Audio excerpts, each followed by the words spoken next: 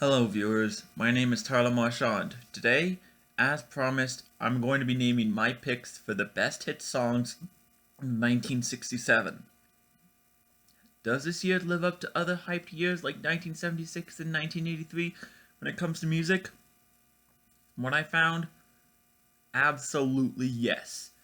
I'm talking about 18 songs today that made the 8 out of 10 or higher threshold needed to make this list. And normally, I'd also talk about the songs that just missed the cutoff for me, but there were several others that just missed the cutoff. So I'll just let you know that close to half of the songs on this year-end list are ones that I will give a very good score to. Looking back to 1968 for one last time, I'm going to be upgrading People Gotta Be Free by the Rascals to an honorable mention. Now I'm going to be talking about the 8 honorable mentions for this video. I'm going to really blow through these because I really want to spend a lot of time focusing on the top 10 proper and how special it is. Okay.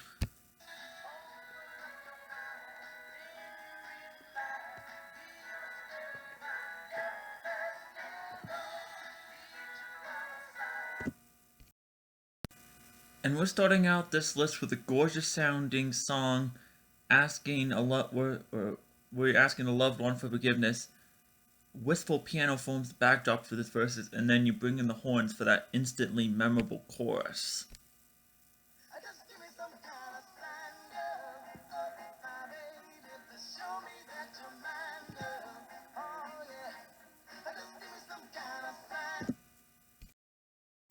This right here is a very soulful song with Brenton Woods begging for his girl to give it to him straight and not play games with his emotions.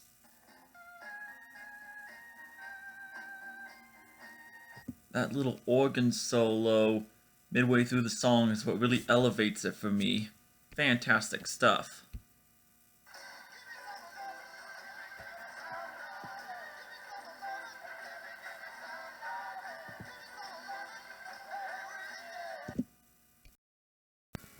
The first thing that caught my attention when I listened to this song was how this song had to have inspired the main riff for the next My Sharona.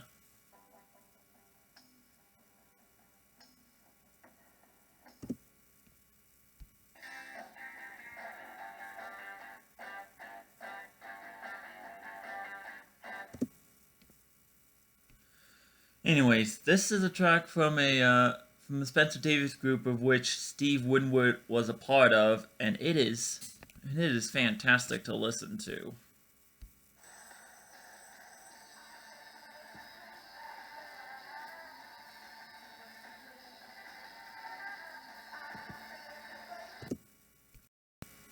This is a true psychedelic track, but different from the traditional ones. Instead of using drug imagery to drive forward the track, the boundless possibilities of dreamland are the venue for which we take a trip with this narrator. And it has a good relaxing feel to it, perfect for someone trying to fall asleep.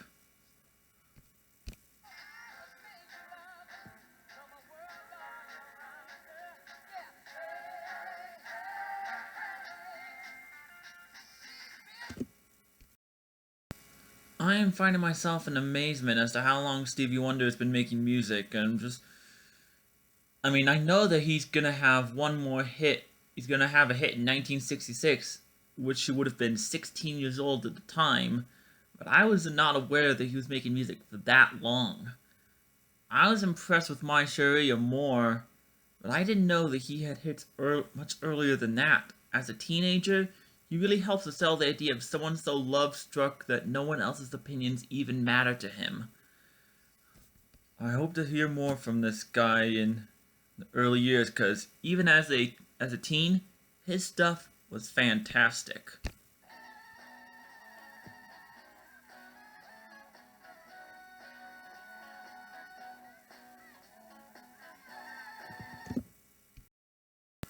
The only lyric in the song is a play on one of the titles of the popular James Bond movies of this era, Goldfinger.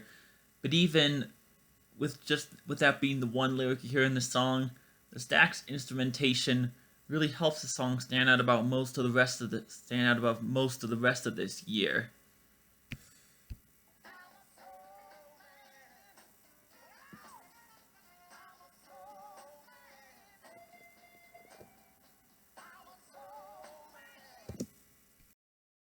This right here is yet another Soulful Stax classic.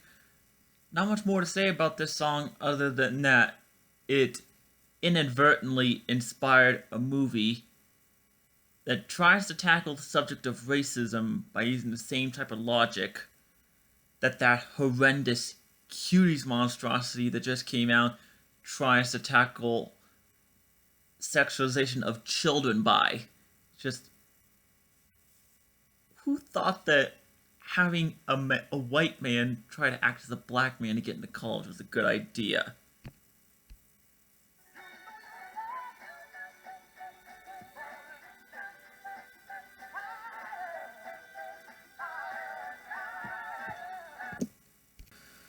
Our last honorable mention is an uplifting soul classic that has been covered by artists such as Dolly Parton, Michael McDonald, and Rod Stewart, but it is unfortunately, only remembered nowadays as being featured in the underwhelming sequel to the comedy classic Ghostbusters. Alright, those were my 8 honorable mentions. I wanted to blow by those really fast because these top 10, this is among probably the best top 10 I've ever listened to in a certain year. So let's begin. Number 10. I only find it fitting to open up this top 10 proper with the greatest musical act of the 1960s, if not all time.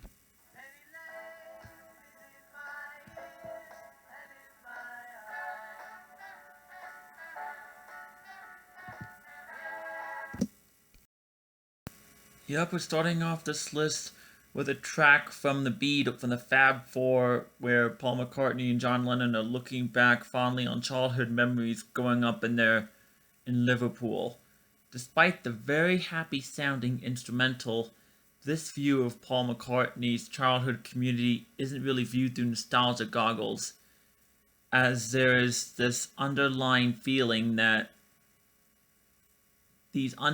underlying feeling about the people going about their everyday lives, they could be doing more with their lives. One part of the song that really caught my attention is that little trumpet solo.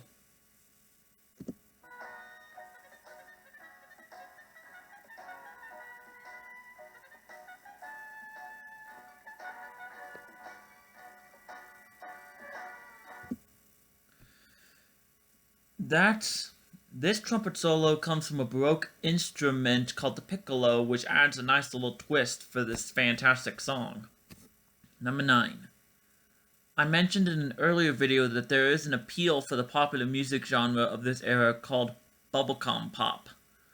What I mentioned about it is that, kind of like the name implies, it is something that is enjoyable in small doses, but can become an overload if you hear it on repeat. I bring this up because this entry is considered bubblegum pop, but I don't think I'll ever get tired of hearing it.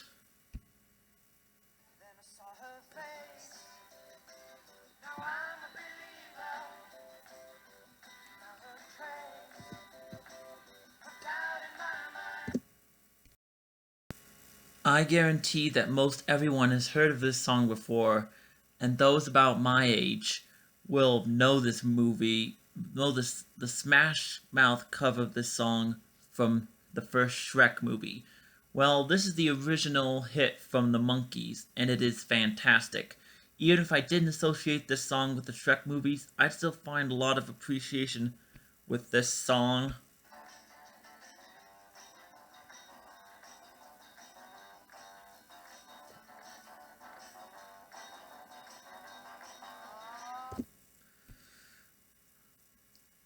Organ solos are awesome and one of the best trademarks of 60s music from what I've been listening to thus far. This is some great stuff, and I promise you that this isn't going to be the only song associated with Shrek on this list. Stay tuned. Number 8. 1967 was such a fantastic year for music that the most popular song from Shrek other than All Star, of course, just barely makes my top 10 proper. And this soul classic from the Soul Queen is only one slot above it.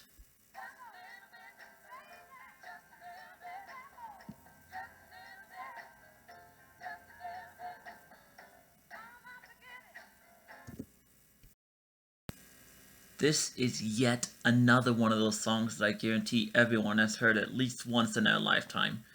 Even if you don't consider this song to be amongst the best ever, you still have tons of respect for it, no pun intended. Aretha Franklin really shows her vocal chops in this song, which is basically based around the grade school lesson of treating others the way you want to be treated.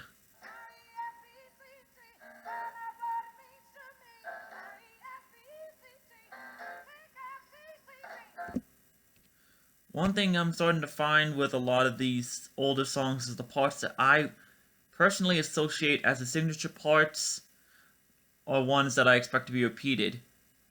Yet these parts are only found in the song once. I find it very similar to Diana Ross's Ain't No Mountain High Enough. And that is a shame, since this is one of the best musical segments that utilizes the spelling trope. I don't have to beat this dead horse any further. This song is fantastic, and may I remind you that this is only at number 8. And number 7...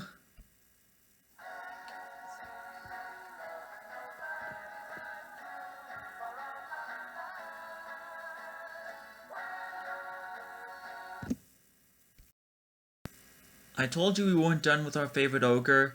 On the VHS recording of the animated classic, the end featured a swamp karaoke with the characters and fairy tales from the film. Lots of older songs that I have mentioned before in my previous videos in some capacity get featured here, such as Billy Joel's Just the Way You Are, Baby Got Back, YMCA, Staying Alive, Dance to the Music, as well as I'm a Believer from earlier in this list, and now this track, Happy Together from the Turtles. I haven't yet gotten to the part of the 60s where the Beach Boys were at their prime, but this song reminds me of some of the more feel-good songs like Wouldn't It Be Nice, and that it has a very feel-good chorus that is impossible to not sing along with. Just hearing the song is enough to put me in a happy mood. Number 6. I put a version of this song in the honorable mention segment of my Best of 1970 video. Back then I didn't know that it was a cover, but 3 years earlier it was made popular by a duo of Motown musicians who would, regrettably for only a brief time, light up the charts with their fantastic collaborations, and I mentioned it just earlier in this video as well.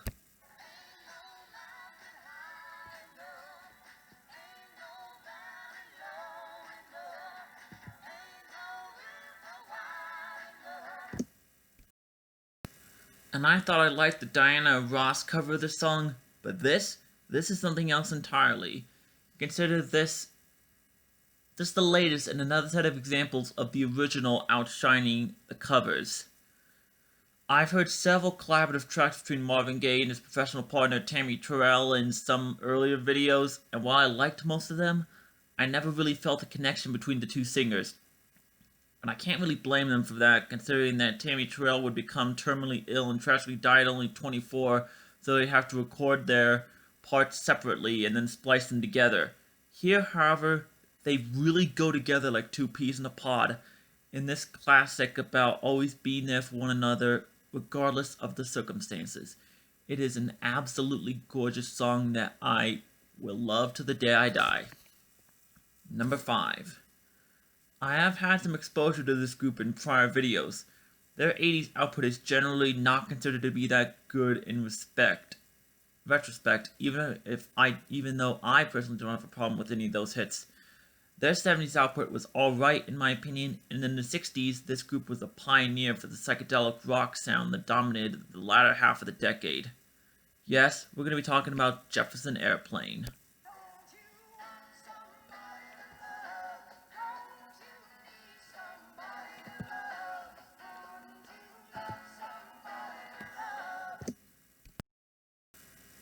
In the 1970s, this group would undergo reincarnation and go by the name Jefferson Starship, And then the 80s, the title was just reduced to Starship, which is what most people recognize from this group. The common denominator of these three incarnations is Grace Slick, who you recognize as the female vocalist for the latter incarnation. She was a part of all three groups, and is a lead vocalist in Jefferson Airplane.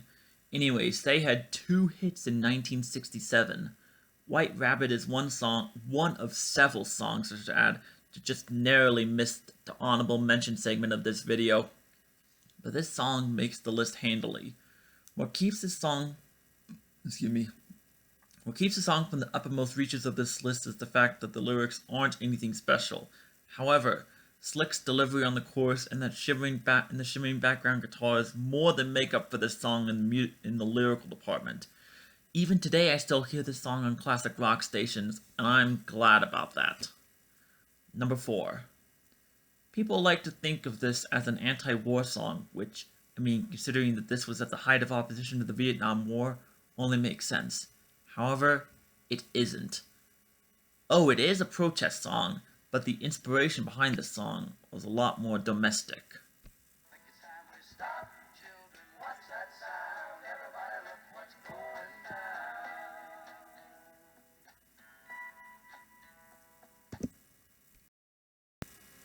In late 1966, riots broke out on LA's Sunset Strip because of strict curfew laws at the rock bars that half of the future Crosby, Stills, Nash, and Young would perform at. Specifically, Stephen Stills and Neil Young were the specific half. These protests erupted over a 10 o'clock curfew, and people were not happy about it. And a lot of the lyrics in this song really stem out from those riots and the riot police coming out to quell the unrest there. This is an example of protests where I am completely on the side with the protesters. A 10 o'clock curfew does not make sense. You should be allowed to enjoy yourself, nightlife, in the nighttime. Anyways, this is an example of a song where the instrumentation is pretty minimalistic. You've got that barren guitar in the background, but the song is carried through in the strength of the lyrics, which again detail the riots and how there's anger on both sides and no one's right if everyone's wrong. Even if this isn't a Vietnam War song, I will still continue to enjoy this protest song for years to come. Number 3. My local adult contemporary station actually plays some older classics every now and then. Some big ones include 70s output from Billy Joel and Elton John, for example. However, there are also 2 60s songs that are frequently played as well. My number 3 slot goes to one of those tracks that frequently gets spins on my local station.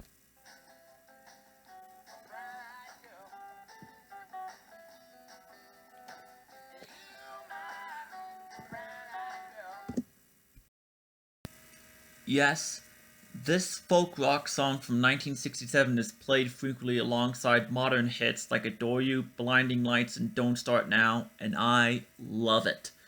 The only song on the playlist that is older than this one is Unchained Melody from 1965.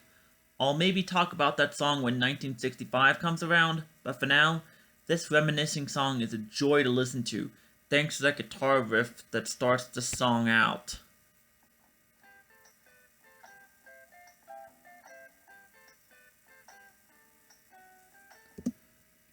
How do you not get enjoyment out of a riff as iconic as that one?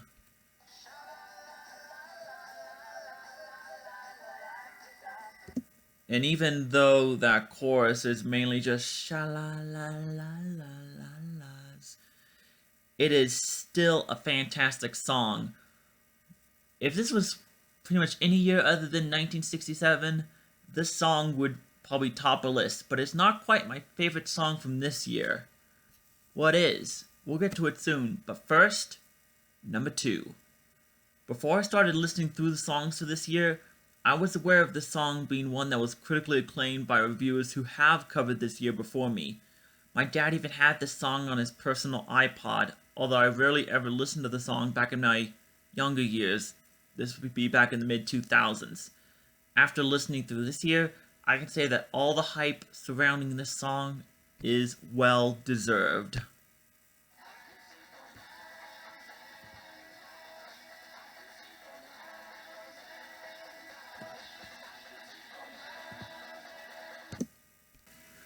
Back when this song was released, this was considered one of the loudest rock songs of all time. More than 50 years later, are there songs that have more of a noise factor than this one? Absolutely yes. But based on all the hits that I listened to for 1967, I can say that this one did rock the hardest. Roger Daltrey owns the lyrical department in telling his girlfriend that he is fully aware of her infidelity.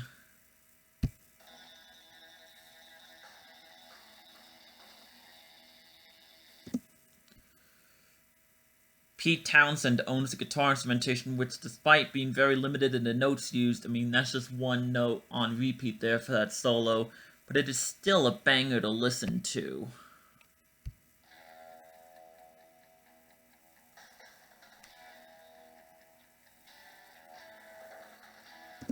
However, the true hard rockin' in the song comes from drummer Keith Moon.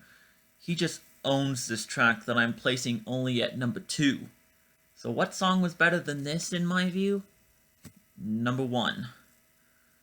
I do remember hearing this song very frequently on my dad's iPod when I was younger, but this was never a song that I decided to seek out on my own. How I wish I could go back in time and slap my younger self silly for having poor taste.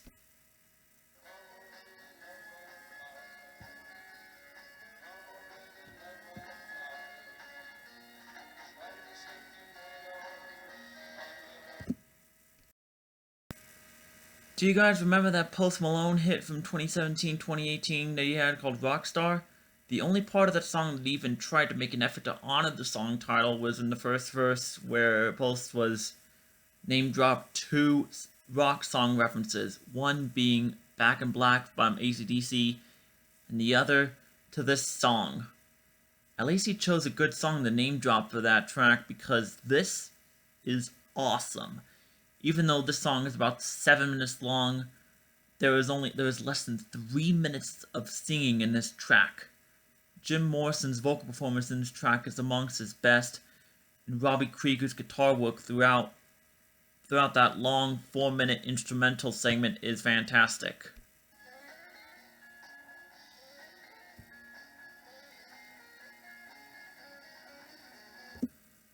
However, as you could also hear gather from the background, the true star of the show is Ray Manzanek's organ contributions. Over 4 minutes of organ solo is just heavenly to listen to. It is awesome, and Light My Fire is my pick for the best hit song of 1967. So yeah, that was my list. Thank you all for watching. If you liked the video, share with others so that I could grow my channel. Subscribe to others so that you'll get notifications of new videos or notifications in general, and as always, leave your agreements, disagreements, and general thoughts down below. I just asked that if you leave a comment, you keep it civilized. Alright, my next video will be on my picks for the best hit songs of 1966. I anticipate having that video out on Sunday, October 11th. For that one, I'm going to be going based off of the revised list instead of the original one. So if there are songs on the original list that aren't on the revised list that you'd like me to give my thoughts on, leave them down in the comments below, as long as they were not previously hits in 1965. Anyway, stay tuned for October 11th for my 66th video, and until then, I'm Tyler Marchand. Take care and stay safe.